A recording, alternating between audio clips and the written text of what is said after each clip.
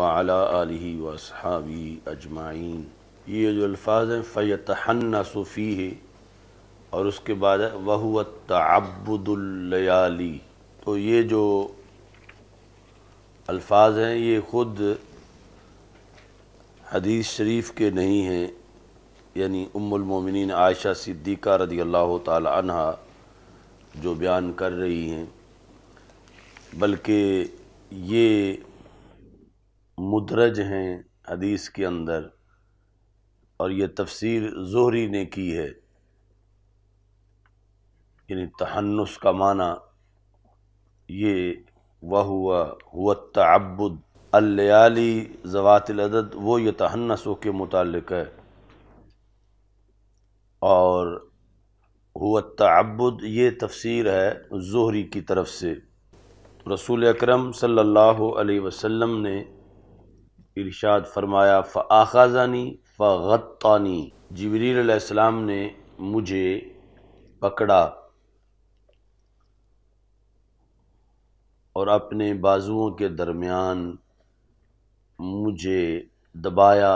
یہاں تک کہ جبریل علیہ السلام اپنی طاقت کی انتہا کو پہنچ گئے۔ اس حدیث کی راویہ ہیں سید عائشہ صدیقہ رضی اللہ تعالیٰ عنہ، تو نزول وحی کے وقت وہ نہیں تھیں، تو اس واسطے یہ احتمال ہے کہ یہ حدیث مراسیل صحابہ سے ہو۔ فإن عائشہ رضی اللہ تعالی عنہا لم تدرک هذه القصہ، انہوں نے یہ قصہ جو ہے خود اس کا وقت نہیں پایا۔ امام ابن حجر امام قسطلانی یہ کہتے ہیں لیکن الظاہر انہا سمعت ذالک منہ صلی اللہ علیہ وسلم، لیکن یہ ظاہر ہے کہ انہوں نے اس موقع پر اگرچہ نہیں سنا تھا، بعد میں یہ زبان رسالت ہی سے سارا قصہ سنا، کیونکہ آگے بیان کرتے ہوئے آپ کہتی ہیں لقولہا قال فآخذنی فغطانی، آگے جو متکلم کے صیغے خود رسول اکرم صلی اللہ علیہ وسلم کی روایت کر رہی ہیں، تو یہ بھی اس پر دلالت کرتے ہیں کہ انہوں نے خود علیحدہ موقع پر رسول اکرم صلی اللہ علیہ وسلم سے اسے سنا۔ فیکون قولھا اول ما بدأ بہ، پہلے جو لفظ ہیں وہ حکایت ہیں، اور جو آگے الفاظ ہیں رسول اکرم صلی اللہ علیہ وسلم کے متکلم کے، ان سے یہ پتہ چلتا ہے کہ خود رسول اکرم صلی اللہ علیہ وسلم گفتگو کر رہے تھے، اور انہوں نے اس گفتگو کو آگے روایت کیا۔ یعنی پہلا جو ہے وہ ہے اول ما بدأ بہ، بھی ہے نا، یعنی بی نہیں ہے، تو بدأ بہ رسول اللہ صلی اللہ علیہ وسلم، تو وہ حکایت غیب سے ہے، اگرچہ بھی کا ضمیر کا مرجع تو مرجع ما ہے، لیکن رسول اللہ صلی اللہ علیہ وسلم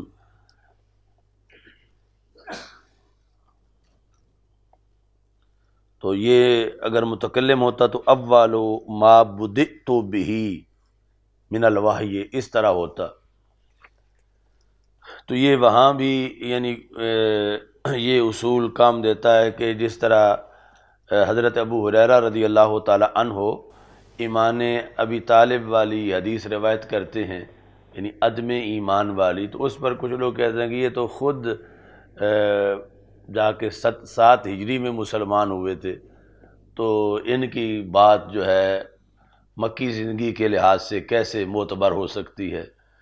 تو وہ اگرچہ یعنی صحابی آخری سال مسلمان ہوئے ہوں، لیکن جس وقت وہ زبان رسالت سے وہی بات سن لیں، تو اگرچہ پاس اس وقت موجود نہ بھی ہوں تو پھر بھی وہ معتبر قرار پائے گی۔ جس طرح اب یہاں نزول وحی کے وقت حضرت عائشہ صدیقہ رضی اللہ تعالی عنہا پاس نہیں تھیں، لیکن بعد میں چونکہ زبان رسالت صلی اللہ علیہ وسلم سے یہ سنا تو اس لحاظ سے بھی اس کو قطعیت حاصل ہے۔ اور باقی مراسیل صحابہ جو ہیں، صحابہ کی مرسل حدیثیں، وہ عام مراسیل سے درجے میں قوی ہیں، اور اس میں جو باتیں پھر ماورائے عقل ہوں ان کے بارے میں اگرچہ وہ موقوف ہوں، وہ فرمان صحابی نہیں ہوتا بلکہ فرمان رسول علیہ السلام ہوتا ہے۔ اچھا جی، غطانی کا معنی دبانا ہے۔ رسول اکرم صلی اللہ علیہ وسلم کے لحاظ سے اس عمل میں بھی حکمت موجود تھی، اور 3 بار دبانے کا یہاں پر تذکرہ موجود ہے۔ باقی جو کل کے سبق میں گزرا تھا وہ بھی اس کے ارشاد الساری کے صفحہ نمبر 62 پر ہے، اور باقاعدہ انہوں نے سوال کر کے اس کا جواب دیا، لما خص حراء بالتعبد فیہ دون غیرہ، کہ غار حراء کی کیا خصوصیت ہے کہ اس کو رسول اکرم صلی اللہ علیہ وسلم نے مختص کیا۔ فکان لہ علیہ الصلاۃ والسلام فیہ 3 عبادات، 3 عبادات اس میں اکٹھی تھیں، الخلوۃ والتحنث والنظر الی الکعبہ، تو یہ تینوں اسی کے اندر میسر آ سکتی تھیں۔ اور وہ جو بتایا تھا کہ رہبانیت کی نفی ہے، وہ بھی انہوں نے صفحہ نمبر 63 پہ لکھا، وفیہ ان الانقطاع الدائم عن الاہل لیس من السنت، کہ چند دن غار میں رہنے کے بعد رسول اکرم صلی اللہ علیہ وسلم گھر تشریف لاتے اور پھر زاد لیتے، تو یہ اس سے یہ ثابت ہوا کہ دائمی طور پر اپنے اہل سے منقطع ہو جانا یہ سنت رسول صلی اللہ علیہ وسلم نہیں ہے۔ جاءہ الحق، تو حق سے مراد جبریل علیہ السلام ہے، اور دن وہ پیر کا تھا، اور رمضان المبارک کی 17 تاریخ تھی،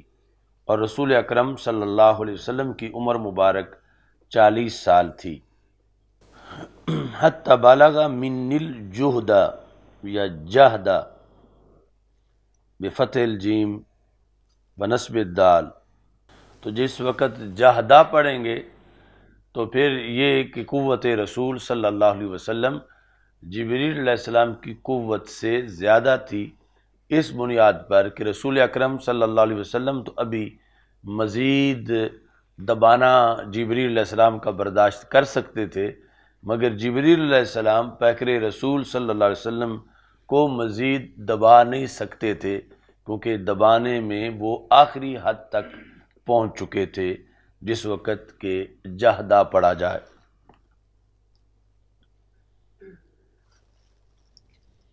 ارسلانی کا مطلب یہ ہے کہ دبا کے پھر مجھے چھوڑتے تھے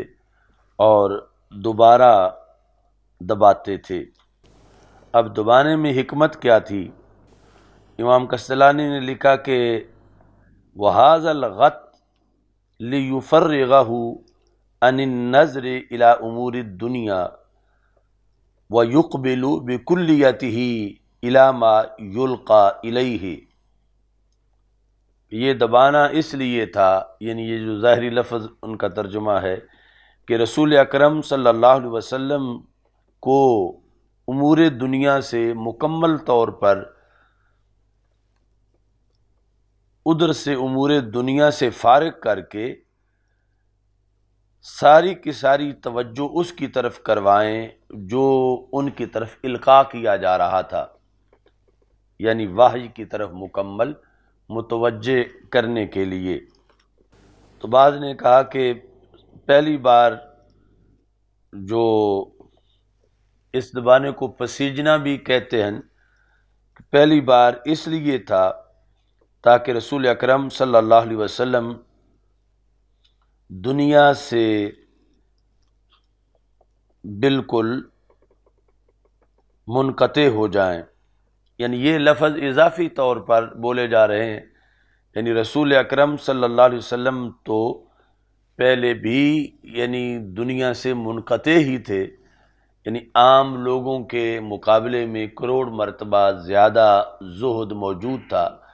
اب اس سے بھی مزید، چونکہ وَلَلْآخِرَةُ خَيْرٌ لَكَ مِنَ الْأُولَىٰ، مزید اونچا مقام زہد میں مل رہا تھا۔ تو یہ مطلب ہے کہ پہلا جو دبانا تھا اس میں دنیا سے مکمل طور پر منقطع کرنا تھا۔ وَالثَّانِيَةُ لِيَتَفَرَّغَ لِمَا يُوحَىٰ إِلَيْهِ، دوسری بار دبانا اس لیے تھا کہ جو وحی کی جا رہی ہے اس کے لیے مکمل آپ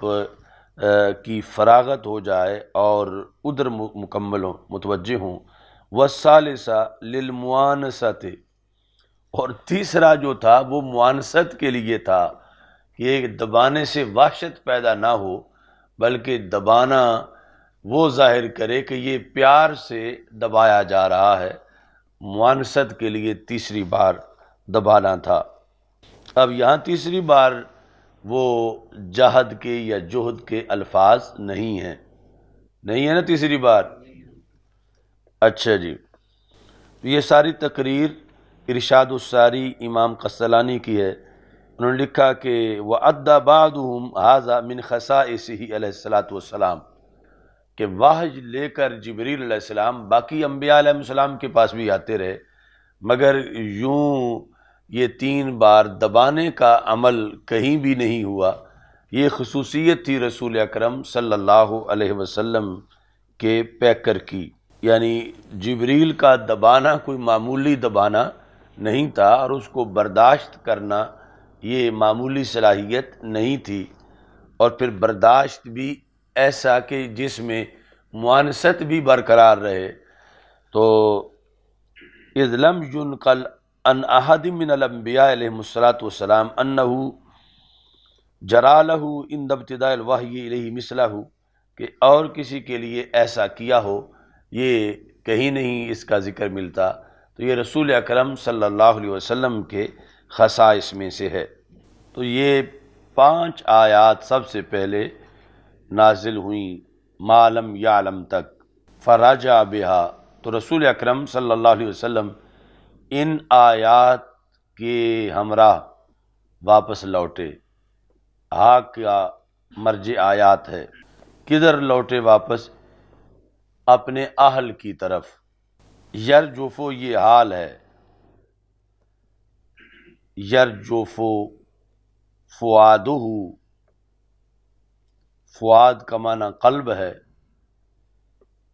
یا باطن، کہ رسول اکرم صلی اللہ علیہ وسلم کے دل میں اضطراب تھا، یعنی اچانک یہ ایک غیر مالوف جو معاملہ تھا اس کی بنیاد پر۔ فداخلہ، تو رسول اکرم صلی اللہ علیہ وسلم حضرت خدیجہ بنت خویلد ام المومنین رضی اللہ تعالی عنہا ان کے پاس پہنچے، اور رسول پاک صلی اللہ علیہ وسلم نے فرمایا زملونی، فزملوہ، جو بھی گھر میں تھے انہوں نے اوپر کپڑا ڈالا۔ اچھا جی، رسول اکرم صلی اللہ علیہ وسلم نے ان کو خبر دی، اور آگے جملہ حالیہ ہے، لقد، واللہ لقد، خدا کی قسم مجھے اپنے اوپر خوف ہے، خشیت علی نفسی، انہوں نے لکھا الموت من شدت الرعب او المرض، یعنی یا تو خطرہ ہے وصال ہو جائے یا مرض کا خطرہ ہے۔ اچھا جی، اب یہاں جس طرح اقرا کے جواب میں ما انا بقارئن پر کچھ لوگوں کو لغزش ہوئی، ایسے یہاں بھی وہی طبقہ ان الفاظ کو معاذ اللہ شک پر محمول کرتا ہے کہ رسول اکرم صلی اللہ علیہ وسلم پر وحی نازل ہو چکی تھی، لیکن ابھی تک آپ کو معاذ اللہ پتہ نہیں تھا کہ یہ کیا چیز ہے، اور حضرت خدیجہ رضی اللہ تعالی عنہا سے اس طرح کی گفتگو فرما رہے تھے۔ تو امام کستلانی نے جواب دیا لیس معنی الشک، کہ اس کا معنی جو رسول اکرم صلی اللہ علیہ وسلم نے خشیت علی نفسی فرمایا ہے، اس کا معنی شک نہیں ہے۔ کس بارے میں شک؟ فی ان ما عطا من اللہ، کہ جو آیا ہے یہ اللہ کی طرف سے ہے یا کسی اور طرف سے ہے، اس بارے میں کوئی شک نہیں تھا رسول اکرم صلی اللہ علیہ وسلم کو، بلکہ خشیتوں کا مطلب یہ تھا کہ یہ اللہ کی طرف سے جو اب اس اعلان کی ذمہ داری لگا دی گئی ہے، اس کے رد عمل میں جو مخالفت ہوگی اور پھر جتنا جہاد کرنا پڑے گا اور تب جا کے یہ دین مکمل ہوگا، ان چیزوں کے لحاظ سے رسول اکرم صلی اللہ علیہ وسلم سب سوچ رہے تھے، نہ یہ کہ اصل وحی میں ہی شک تھا کہ یہ وحی ہے یا کچھ اور چیز ہے، ایسا نہیں تھا۔ لہذا خشیتوں کا تعلق ذمہ داری نبھانے کے لحاظ سے جو ایک سمجھدار پر جب ذمہ داری آئے تو ساتھ ہی اس کا نبھانے کا احساس ہوتا ہے، تو اس طرح کی صورتحال تھی۔ اچھا جی، فقالت لہو، تو حضرت خدیجہ رضی اللہ تعالی عنہا نے کہا کلا، یعنی نبوت کو نبھانے کے لحاظ سے جو آپ جن مشکلات کو سوچ رہے ہیں، اور یہ کہ وحی کے نزول پر مرتب ہو جائے موت یا مرض،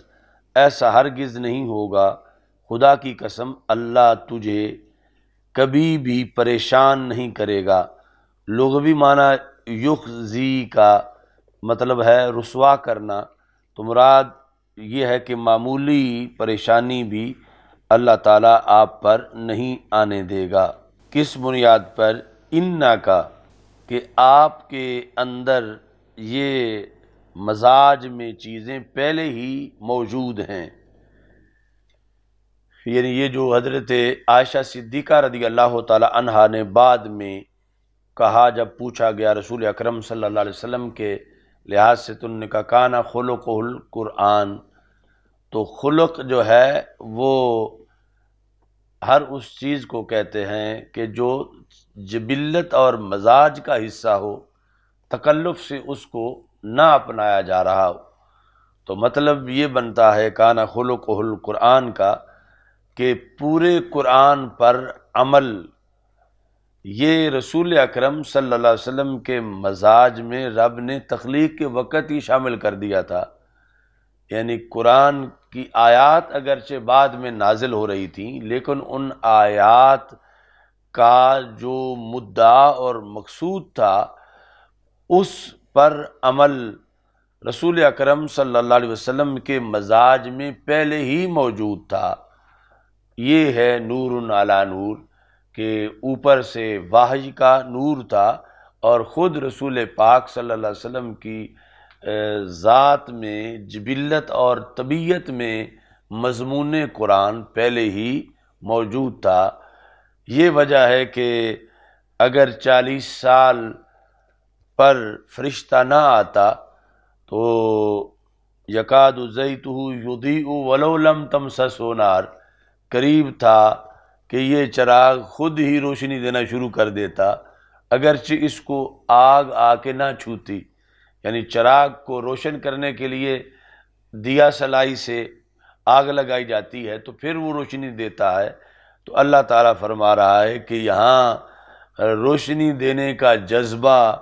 اس حد تک اب بڑھ چکا تھا کہ اگر جبریل علیہ السلام 40 سال پر بھی وحی لے کے نہ آتے تو رسول اکرم صلی اللہ علیہ وسلم اس معاشرے میں خود ہی نور حق پھیلانا شروع کر دیتے۔ اس واسطے پھر آگے فرمایا نور علی نور، کہ ایک اندر جذبہ تھا جو مزاج میں قرآن بھرا ہوا تھا، اور اوپر سے پھر وحی بھی آ گئی، تو یہ دو نور جو ہیں اکٹھے ہو گئے۔ اچھا جی، لتصل الرحم، آپ صلہ رحمی کرتے ہیں، وتحمل الکل، کل مشکلیں حل کرتے ہیں، لوگوں کے بوجھ اٹھاتے ہیں، اور جو نادار ہو اس کے پاس جو کچھ نہ ہو آپ وہ دیتے ہیں۔ تقری الضیف، مہمان نوازی کرتے ہیں۔ اب آگے جا کے چند صفحوں کے بعد ابن دغنہ کا قصہ آئے گا، تو یعنی ابن دغنہ جو ہے وہ سردار تھا، اور مکہ مکرمہ میں نہیں رہتا تھا، بلکہ جو جگہ لو امرتنا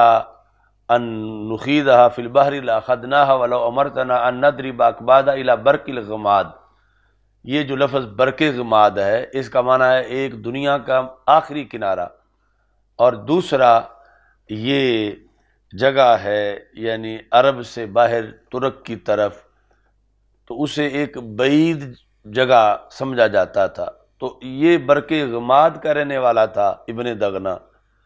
تو جب حضرت صدیق اکبر رضی اللہ تعالیٰ عنہ نے ہجرت مدینہ سے پہلے رسول پاک صلی اللہ علیہ وسلم سے اجازت لی کہ میرے لیے مکہ مکرمہ میں رہنا مشکل ہے، یعنی آپ کے وہ سردار ہونے کی وجہ سے اور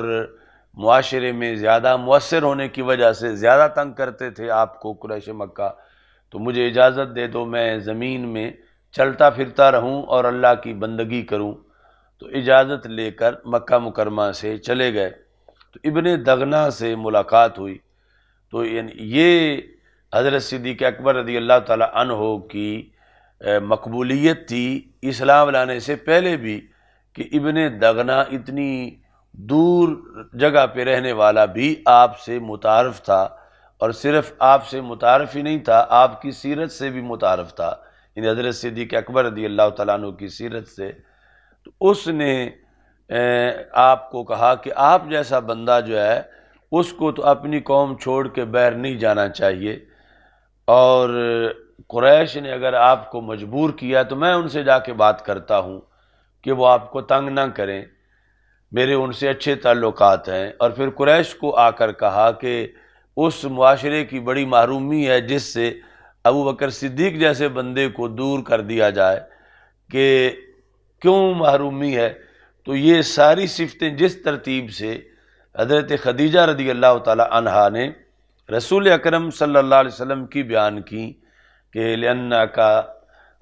تحمل الکل وتکسب المعدوم وتقری الضیف وتعین علی نوائب الحق، یہ ساری صفات ابن دغنہ نے حضرت صدیق اکبر رضی اللہ تعالیٰ عنہ کی بیان کی اسی ترتیب کے ساتھ۔ اسی بخاری شریف میں وہ آگے کچھ صفحات کے بعد آئے گا، یعنی اتنا تخلیق میں اللہ نے مزاج صدیق اکبر رضی اللہ تعالی عنہ کو مزاج نبی صلی اللہ علیہ وسلم کے تابع اور آپ کے خطوط پر بنایا تھا کہ آپ کی یہ صفات دور تک پہنچی ہوئی تھیں، اور عہد جاہلیت جو تھا اس میں بھی اس حد تک حضرت صدیق اکبر رضی اللہ تعالیٰ عنہ کی سیرت کے اندر حسن موجود تھا۔ تو یہاں حضرت خدیجہ رضی اللہ تعالی عنہا پھر مزید، اب یہ جو پہلے سبق میں بتایا کہ جس طرح فانظر ماذا تری میں مقصد شک نہیں تھا بلکہ پک تھا اللہ کے فرمان کا، لیکن مقصود حضرت اسماعیل علیہ السلام کو شریک ثواب کرنا تھا، تو اسی لیے رسول پاک صلی اللہ علیہ وسلم نے بھی حضرت خدیجہ رضی اللہ تعالی عنہا کو شریک ثواب کرنے کے لیے، کہ خود ان کا اپنا استدلال بھی یہی ہے جو رسول اکرم صلی اللہ علیہ وسلم کا پیغام ہے۔ ایک یہ ہے کہ آپ ان کو جا کے قائل کرتے، اور دوسرا یہ ہے کہ وہ اپنے طور پر اس نقطے کی طرف پہنچیں کہ یہ نبوت ہے اور یہ آپ اس کو اچھی طرح نبھائیں گے کیونکہ آپ کے اندر یہ صفتیں موجود ہیں۔ تو اس طرح اس مقام کی تقریر کرنی چاہیے کہ یہ رسول پاک صلی اللہ علیہ وسلم کو شک کیا ہو، یہاں تو حضرت خدیجہ کو بھی شک نہیں تھا اس سلسلہ کے لحاظ سے جو آگے انہوں نے الفاظ بولے، اور مقصد نبی اکرم صلی اللہ علیہ وسلم کا وہی تھا جو فنظر ماذا ترا کے اندر حضرت ابراہیم علیہ السلام کا مقصد تھا کہ اسماعیل علیہ السلام بھی شریک ثواب ہو جائیں۔ تو رسول اکرم صلی اللہ علیہ وسلم یہ منفرد ثواب پوری امت میں سے حضرت خدیجہ رضی اللہ تعالی عنہا کو دینا چاہتے تھے کہ ان کے حصے میں آئے، یعنی باقی سب نے تو اس پیغام کو بعد میں سننا تھا، یا کسی نے معجزہ مانگنا تھا، کسی نے کوئی دلیل طلب کرنی تھی، اور یہ وہ عظیم ذات ہیں کہ جو سب سے پہلے اپنے دلائل سے اس نبوت کو ثابت کر رہی ہیں، اور پھر رسول پاک صلی اللہ علیہ وسلم کو ساتھ لے کر حضرت ورقہ بن نوفل کے پاس جانے کا بھی یہی مقصد تھا کہ وہ بھی اس ثواب میں شریک ہوں اور وہ اپنے دلائل سے اس نبوت پر استدلال کریں۔ اور یہاں بھی کہ جب بھی قیامت تک کاروان اسلام کا منزل کی طرف بڑھنا ذکر کیا جائے گا تو رسول پاک صلی اللہ علیہ وسلم کے قدم کے ساتھ جو دوسرا قدم دین حق کے لیے پہلے دن اٹھا وہ ایک عظیم خاتون سیدہ خدیجہ الکبریٰ رضی اللہ تعالی عنہا کا قدم تھا۔ تو یعنی یہ ان کو شرف دینا اور ان کا اس شرف کے اندر اس کے ساتھ مشرف ہونا یہ بھی سبب تھا ورقہ بن نوفل کی طرف جانے کا، کہ وہ دین حق جس نے قیامت تک ہر طرف غالب آنا تھا،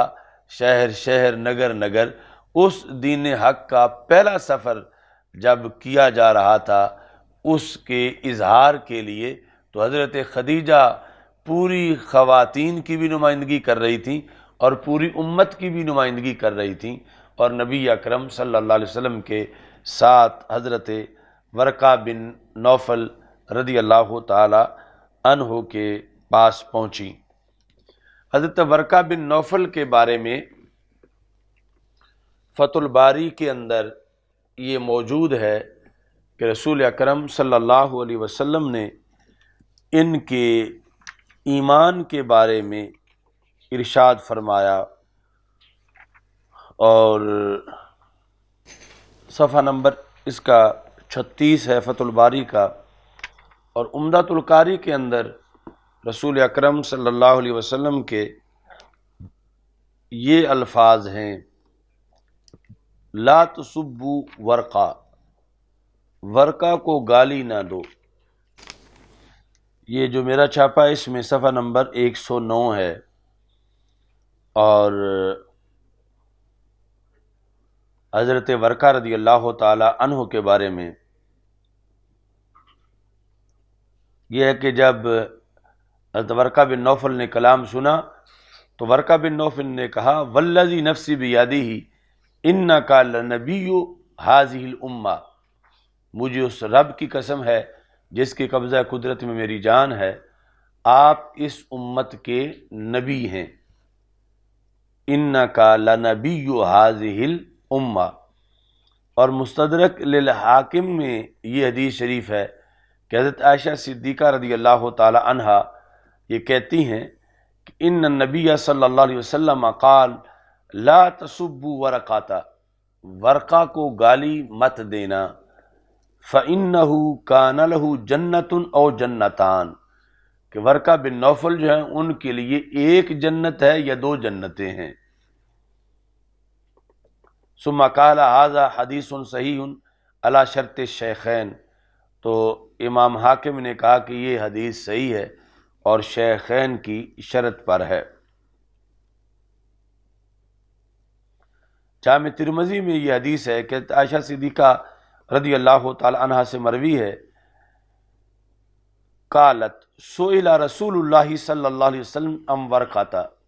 کہ رسول اکرم صلی اللہ علیہ وسلم سے حضرت ورقہ بن نوفل کے بارے میں سوال کیا گیا۔ فقالت لہ خدیجہ، تو یہ جب سوال کیا گیا تو اس وقت ابھی حضرت خدیجہ زندہ تھیں، تو انہوں نے کہا انہ کان صدقک ولکنہ مات قبل ان تظہر، کہ وہ آپ کی تصدیق کرتے تھے لیکن ان کا وصال ظہور نبوت سے پہلے ہو گیا، قبل اس کی آپ اظہار کرتے۔ تو ایک ہے نبوت، ایک ہے اعلان نبوت، ایک ہے ظہور نبوت۔ تو نبوت تو رسول اکرم صلی اللہ علیہ وسلم کی عالم ارواح سے تھی، اور اعلان 40 سال کے بعد تھا، اور ظہور جو ہے وہ اس سے مزید بعد تھا۔ یعنی ظہور یہ ہے کہ کئی لوگ آتے تھے رسول پاک صلی اللہ علیہ وسلم کے پاس، تو آپ ان کو کلمہ پڑھا کے فرماتے تھے اب تم اپنے دیس چلے جاؤ، جب ہم ظاہر ہو جائیں گے تو پھر تم آ جانا، یعنی غلبہ آ جائے گا، اب تم یہاں رہو گے تو تجھے لوگ تنگ کریں گے۔ تو اس لحاظ سے جو کامل ظہور ہے وہ تو مدنی زندگی میں جا کے ہوا، اور اس سے تو کئی لوگ جو جن کو واپس بھیجا تھا تو وہ مدنی زندگی میں مدینہ منورہ واپس پھر پہنچے کلمہ پڑھنے کے بعد، اتنے سال گزرنے کے بعد، اور باقی یعنی 3-4 سال جو ابتدائی ہیں اس کے بعد بھی ظہور کا وقت تھا۔ تو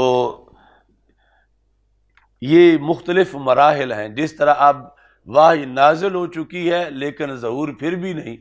تو جن دلیلوں کی بنیاد پر مودودی وغیرہ نے انکار کیا نبوت کا، تو اس پر تو پھر ظہور کے بعد بھی نبوت کا انکار کر دینا چاہیے، ظہور سے پہلے، اعلان کے بعد، کہ ابھی اعلان ہو چکا ہے اور پھر بھی ابھی نبوت ظاہر نہیں ہوئی، حالانکہ عرف عام میں اعلان اور ظہور ایک ہی چیز ہے، لیکن یہاں اعلان اور ظہور 2 چیزیں تھیں، اعلان نبوت اور تھا اور ظہور نبوت اور تھا۔ اچھا جی، تو یہاں پر فقال النبی، جب حضرت خدیجہ رضی اللہ تعالی عنہا نے پاس جو بیٹھی تھیں سوال ہوا تو انہوں نے یہ لفظ بولے، تو نبی اکرم صلی اللہ علیہ وسلم نے اپنا مشاہدہ بیان کیا۔ فقال النبی صلی اللہ علیہ وسلم رأیتہ فی المنام، میں نے ورقہ بن نوفل کو خواب میں دیکھا، وعلیہ ثیاب بیض، اور انہوں نے سفید پوشاک پہنی ہوئی تھی، ولو کان من اہل النار لکان علیہ لباس غیر ذالک، اگر وہ اہل نار سے ہوتے تو پھر سفید لباس نہ ہوتا۔ تو میں نے ان کو خواب میں دیکھا ہے کہ انہوں نے سفید لباس پہنا ہوا ہے۔ دوسری حدیث ہے کہ رسول پاک صلی اللہ علیہ وسلم نے فرمایا رأیت الفتى یعنی ورقہ وعلیہ ثیاب حریر، میں نے ان کو ریشم کے کپڑے پہنے ہوئے دیکھا، کیوں؟ لأنہ اول من آمن بی وصدقنی، کیونکہ وہ سب سے پہلے تھے جو مجھ پر ایمان لائے اور میری انہوں نے تصدیق کی۔ لأنہ اول من آمن بی وصدقنی، یعنی اعلان نبوت کے بعد، اگرچہ وہ حضرت خدیجہ رضی اللہ تعالی عنہا پہلے کر چکی تھی تصدیق، مگر انہوں نے اپنے جو آسمانی علم ان کے پاس تھا اس کے ذریعے تفصیلاً تصدیق کی، سن کے آیات کہ یہ وہی ناموس ہے، وہی فرشتہ ہے کہ جو حضرت موسیٰ علیہ السلام پر نازل ہوا۔ تو اس بنیاد پر یعنی حضرت ورقہ بن نوفل کا ایمان جو ہے وہ ثابت ہے، اور ان کے بارے میں رسول اکرم صلی اللہ علیہ وسلم نے یہ بھی ارشاد فرمایا، رأیتہ وعلیہ حلۃ خضراء، میں نے ان کو دیکھا کہ انہوں نے سبز پوشاک پہنی ہوئی تھی۔ سبز پوشاک، حلہ کہتے ہیں مکمل سوٹ کو، اور اس زمانے کا مکمل سوٹ جو ہے وہ دو چادریں تھیں، یعنی ایک تہبند اور دوسری اوپر جو قمیص کی جگہ لی جائے، ان دو چادروں کو حلہ کہا جاتا ہے۔ تو میں نے ان کو دیکھا کہ انہوں نے پوری پوشاک پہنی ہوئی تھی، اور وہ پوشاک یعنی دونوں چادریں ہی سبز رنگ کی تھیں۔ کیسے میں نے دیکھا ان کو؟ یرفلو فی الجنہ، جنت میں ٹہل رہے تھے یہ لباس پہن کر۔ یہ معلومات ہیں ان کے بارے میں، حضرت ورقہ بن نوفل رضی اللہ تعالیٰ عنہ کے بارے میں، جو کہ عمدۃ القاری میں ہے۔ آگے مزید اس کا حصہ آئے گا فتح الباری سے۔ چلو دعا کرو۔ الحمد للہ رب العالمین والعاقبۃ للمتقین والصلاۃ والسلام علی رسول اللہ۔ استغفر اللہ، لا الہ الا اللہ وحدہ لا شریک لہ، لہ الملک ولہ الحمد وہو علی کل شیء قدیر۔ اللہم انا نعوذ بک من زوال نعمتک وتحول عافیتک وفجاءت نقمتک وجمیع سخطک، اللہم بارک، اللہم بارک۔ صلی اللہ تعالی علی حبیب سیدنا مولانا محمد